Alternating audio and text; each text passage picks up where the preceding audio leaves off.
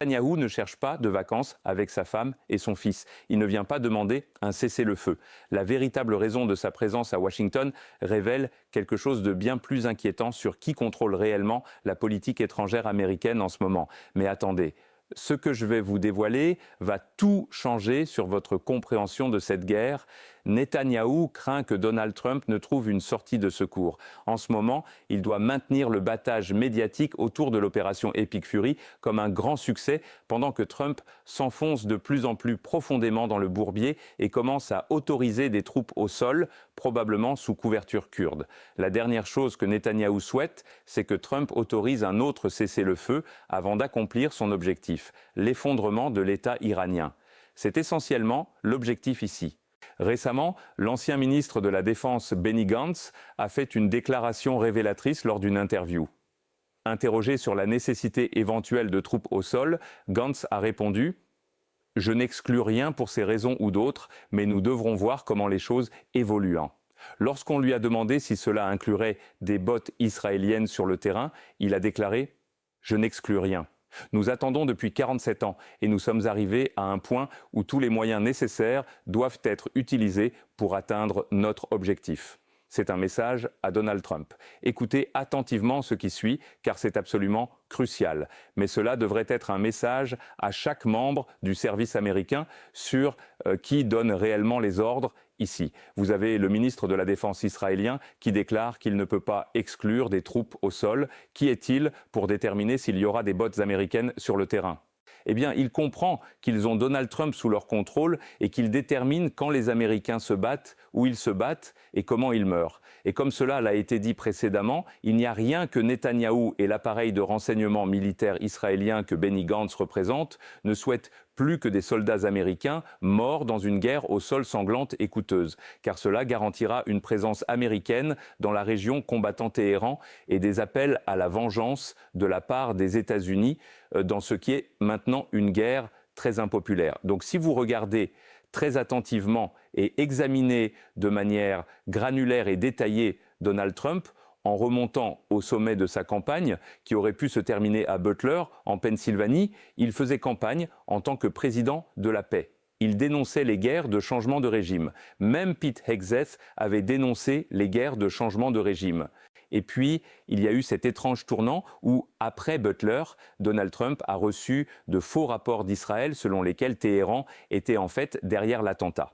En fait, Netanyahou a déclaré que Téhéran était derrière les 2 tentatives d'assassinat contre Donald Trump lors d'une interview sur Fox News une semaine avant que Trump ne bombarde Téhéran pour la première fois avec l'opération Midnight Hammer.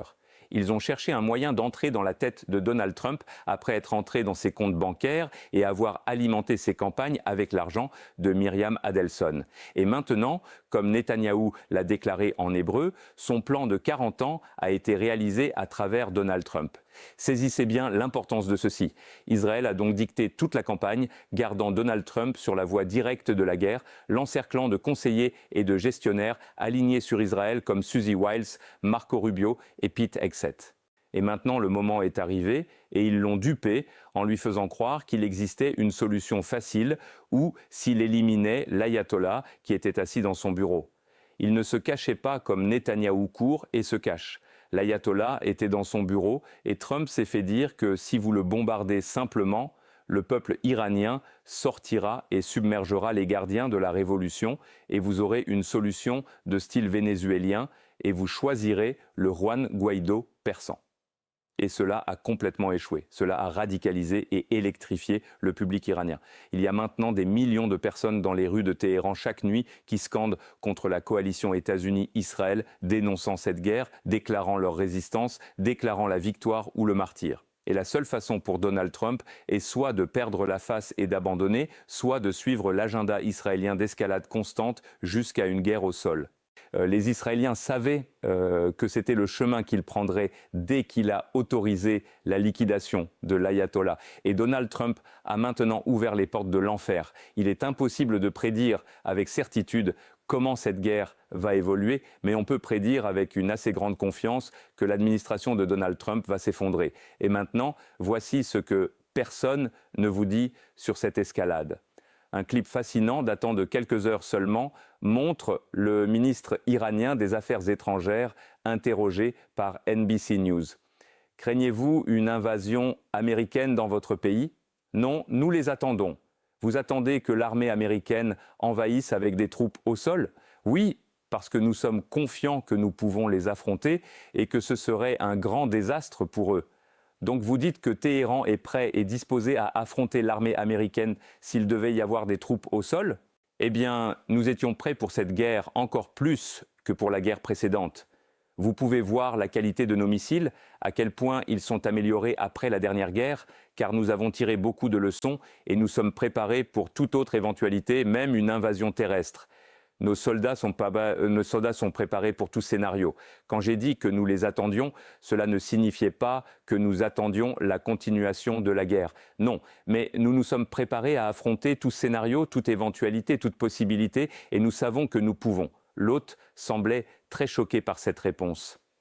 C'est aussi l'attitude dans l'administration Trump. Pourquoi n'aurions-nous pas simplement une promenade de santé jusqu'à Téhéran si nous envoyions des troupes au sol? Il ne semble pas comprendre que des dizaines et des dizaines de milliers de volontaires basiges s'inscriront pour les affronter directement. Que ces personnes qui scandent dans les rues ne veulent pas que leur pays tombe aux mains de cette coalition et les affronteront directement. Ils ne comprennent pas. La coalition États-Unis-Israël joue actuellement sur sa seule force, qui est la puissance aérienne, mais une fois qu'elle va au sol, la dynamique change. Demandez au professeur Marandi, qui a combattu pendant la guerre Iran-Irak, sur la bataille de Khorramshahr, quand Téhéran a repris une ville des forces de Saddam Hussein et ce que cela a exigé. Demandez-lui sur les batailles de Karbala 2. Téhéran a perdu des dizaines de milliers d'hommes dans cette bataille pour tenter de pénétrer les défenses irakiennes. Barbelés, chars, artillerie. Il était dans une brigade de grenouilles, il a perdu beaucoup de ses amis et frères dans cette brigade alors qu'il tentait d'atteindre Bassora. Téhéran a subi tant d'effusions de sang et ils comprennent que les États-Unis soutenaient l'Irak. De leur point de vue, ils combattaient en fait la CIA, le MI6, tout l'Empire lorsqu'ils affrontaient Saddam Hussein avec le soutien de la France. Et depuis lors, ils se préparent pour cette confrontation. Alors, les États-Unis peuvent-ils perdre autant d'hommes que Téhéran en a perdu dans la guerre Iran-Irak? Peuvent-ils supporter cela? Le public américain est-il aussi idéologiquement investi dans cette guerre que les Iraniens? Voyez-vous des Américains avec des drapeaux américains dans les rues acclamant la guerre de Trump? Non. Tout ce que vous voyez, ce sont des groupes de gousanos persans avec des drapeaux monarchistes et souvent des drapeaux israéliens faisant la danse YMCA, ayant l'air complètement inaccessible. C'est la base nationale pour la guerre de Trump, un groupe d'expatriés en colère et une petite communauté d'immigrants principalement hermétiques. Donc une fois que les soldats américains commenceront à mourir, alors que le public américain se réveillera et prendra la pilule rouge géante, que c'est une guerre pour Israël, le fond politique s'effondrera complètement de la coalition de Donald Trump. Que se passe-t-il si la CIA arme les Kurdes? Ils ont déjà armé les Kurdes, ils ont armé Komala. Ils ont armé le PJAK. Ces petits groupes de guérilleros, personne ne comprend vraiment ce que les Kurdes veulent. Ils continuent d'être soutenus par les Américains et abandonnés. Il est important de revenir au mois dernier lorsque les États-Unis ont abandonné les forces démocratiques syriennes qui n'étaient que les YPG kurdes dans le nord-est de la Syrie et ils n'ont pas pu tenir face à la bande hétéroclite de l'armée syrienne d'Ahmed al-Shara qui avait pris Damas. Ils ont été complètement mis en déroute parce qu'ils peuvent faire des attaques éclairs mais ils ne peuvent pas vraiment tenir le territoire. Lorsqu'ils ont combattu avec les États-Unis à Kobané contre ISIS, ils ont été salués comme des héros et des combattants brillants. Ils s'appuyaient complètement sur la puissance aérienne américaine là-bas et les États-Unis ne voulaient pas envoyer de troupes au sol pour des raisons politiques. C'est la même chose ici. Les Kurdes serviront simplement de cheval de Troie pour une guerre terrestre américaine. Nous assistons à un autre scénario vietnamien où des conseillers viendront, des conseillers américains, pour aider les Kurdes sur le terrain. Des équipes de forces spéciales seront dispersées parmi eux. Et puis, alors que les Kurdes commenceront à se désintégrer, ce sera juste une invasion terrestre américaine. C'est ce que Trump fait pour tromper le public américain et tromper sa base en lui faisant croire qu'il n'y aura pas de bots sur le terrain. Mais c'est juste un cheval de Troie.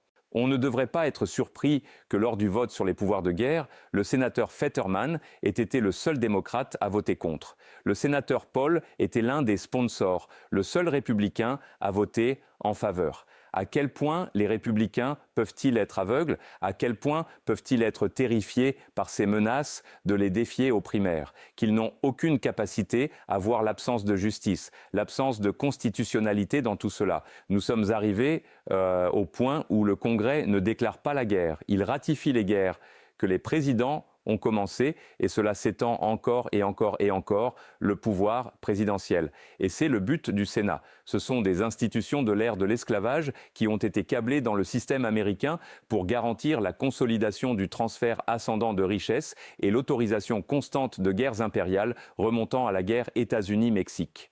Ce sont des institutions antidémocratiques qui empêchent la réforme, comme la Cour suprême. Le Sénat est là pour ce vote précis. Le Sénat est une institution antidémocratique qui donne la même quantité de représentation à des États d'extraction de ressources peu peuplés comme le Wyoming et l'Alaska qu'à des centres économiques productifs, densément peuplés et diversifiés comme la Californie, New York et l'Illinois.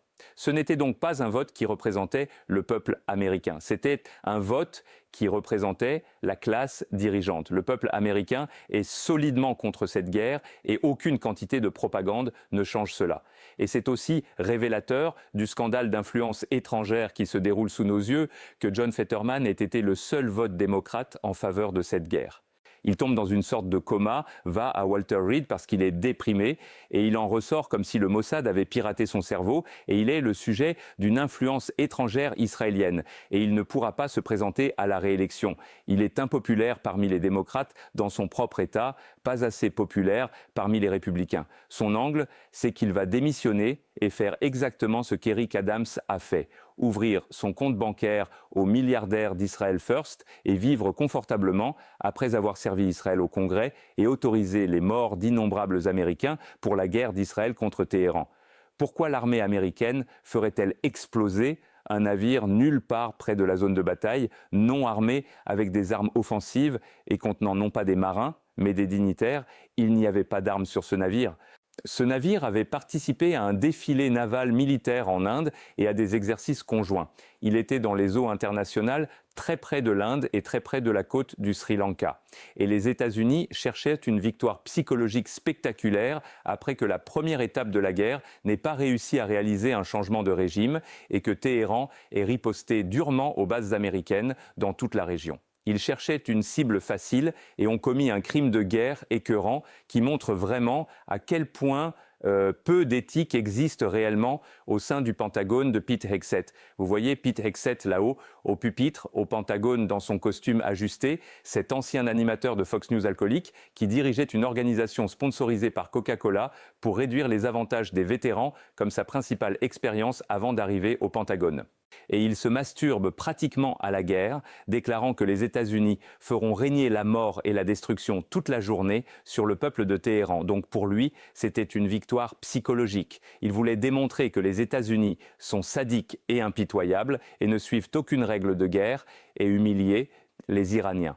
Mais ce que cela a fait, c'est déclencher un scandale diplomatique parce que le gouvernement indien du suprémaciste hindou Narendra Modi n'a pas dit un mot à ce sujet. Et beaucoup soupçonnent que l'Inde a en fait attiré les Iraniens dans cet exercice et les a vendus aux États-Unis et à Israël après cette réunion dramatique et profondément troublante entre Modi et Netanyahou, dans laquelle l'Inde a promis 10 milliards de dollars d'achat d'armes au complexe industriel de défense israélien.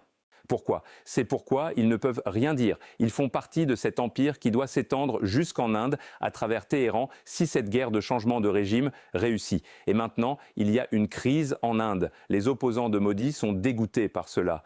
Et cela soulève des questions sur la possibilité de tenir ce genre d'exercice naval à l'avenir en Inde. À quel point la contre-attaque iranienne a-t-elle été destructrice pour Israël, en particulier pour Tel Aviv? Nous ne savons pas à cause de la censure officielle. Des journalistes sont arrêtés de CNN Turquie, par exemple. Un journaliste russe a été arrêté. Les correspondants américains de CNN ont refusé de montrer un impact de missile à cause de la censure officielle. Cela signifie que les dégâts sont bien pires que ce que nous comprenons. Les Israéliens observent la fête de Pourim dans des abris et en même temps, ils croient qu'ils ont réussi à supprimer les lancements de missiles balistiques iraniens et pourront bientôt sortir des abris et reprendre une vie normale. La bourse israélienne a en fait bondi après le début de la guerre. Pourquoi? Lorsque d'autres bourses plongeaient, tombaient dans la volatilité à cause de la fermeture du détroit d'Ormuz, par exemple, pourquoi la bourse israélienne et l'économie israélienne, ils sont basés sur un modèle de volatilité à travers la guerre et le génocide. Les actions de défense israéliennes montent en flèche maintenant parce que les investisseurs croient qu'ils peuvent obtenir une solution finale, rapide à Téhéran et ensuite prendre toute la nouvelle technologie militaire, la technologie de surveillance, l'IA qui a été utilisée dans cette guerre, ainsi que les bombes et les exporter comme testées sur le terrain. Cependant, si la guerre se poursuit pendant plusieurs semaines, comme il semble qu'elle le fera, je pense que vous allez commencer à voir l'économie d'Israël commencer à spiraler à nouveau, comme elle l'a fait pendant certains points pendant son assaut sur Gaza, où ses obligations ont été dégradées. Donc c'est vraiment une question de timing, et le Pentagone laisse maintenant fuiter dans les médias américains que cette guerre pourrait durer jusqu'en septembre. Cela a commencé avec une guerre de 2 à 4 jours, puis le Pentagone a dit que cela allait durer 2 à 4 semaines. Maintenant, ils disent jusqu'en septembre, la fête de Pourim à laquelle vous venez de faire référence. Pour les juifs laïcs ou plus assimilés aux États-Unis, c'est un peu comme Halloween. Mais pour les juifs nationalistes religieux auxquels Netanyahou s'adresse, elle a des connotations génocidaires, particulièrement si elle est mal interprétée. Essentiellement, elle célèbre le triomphe des Juifs à travers une reine juive qui a épousé un roi perse qui est considéré comme un personnage lubrique qui a abandonné sa femme pour Esther, et puis elle utilise ses charmes pour le convaincre de sauver le peuple juif et déjoue le complot du méchant Haman. Donc à Pourim, nous mangeons des hamantachen qui ont la forme du chapeau à 3 pointes d'Haman. Lorsque Netanyahou lit le livre d'Esther avec Itamar Ben-Gvir directement derrière lui, comme il l'a fait hier, Netanyahou était quelqu'un qui ne croit peut-être même pas en Dieu, mais prétend que Dieu lui a donné la terre. Cela dit quelque chose. Cela dit que pour lui, c'est une guerre religieuse. Et cette fête, la façon dont elle est observée en Israël est très différente de la façon dont elle a été observée dans mes cercles aux États-Unis. Elle fait partie d'une saison printanière d'endoctrinement de masse dans laquelle le public israélien est envoyé dans ce cycle spirituel nationaliste religieux dans lequel les Persans commencent comme l'ennemi. Ensuite, il y a un jour commémoratif de l'Holocauste où toute la nation doit s'arrêter et écouter une sirène signalant l'observation de l'Holocauste. Les Européens étaient l'ennemi. Et puis, vous avez le jour du souvenir quand vous observez les morts de tous les soldats qui ont combattu dans toutes ces guerres. Et puis enfin, le jour de l'indépendance, qui était en fait le début de la Nakba palestinienne, quand Israël était libre et les Israéliens sortent et font des barbecues. Et beaucoup d'entre eux vont dans un endroit appelé Canada Park, qui est juste à l'extérieur de Jérusalem. C'est une forêt avec beaucoup de lieux de loisirs qui a été construite par le Fonds national juif sur 3 villages palestiniens qui ont été ethniquement nettoyés en 1967 quand Israël a commencé son occupation de la Cisjordanie. Et c'est une forêt totalement artificielle avec des pins qui viennent d'Europe. Et donc nous sommes au cœur de la saison d'endoctrinement en Israël. Et cette guerre est interprétée comme une guerre religieuse. La grande majorité des Juifs israéliens la soutiennent. Il y a eu une petite manifestation anti-guerre. Un jeune homme nommé Ido Greenberg, qui est un rare Israélien antisioniste, a été brutalement arrêté avec quelques-uns de ses amis. Ces manifestations ne sont pas autorisées aujourd'hui en Israël. Et ils imposent cette guerre à Téhéran pendant le Ramadan. Donc en Iran, la guerre est de plus en plus connue comme la guerre du Ramadan. Une guerre où les civils sont massacrés et placés sous les décombres pendant leur propre moment très spirituel. Blumenthal, vous êtes incroyable, Max. Merci.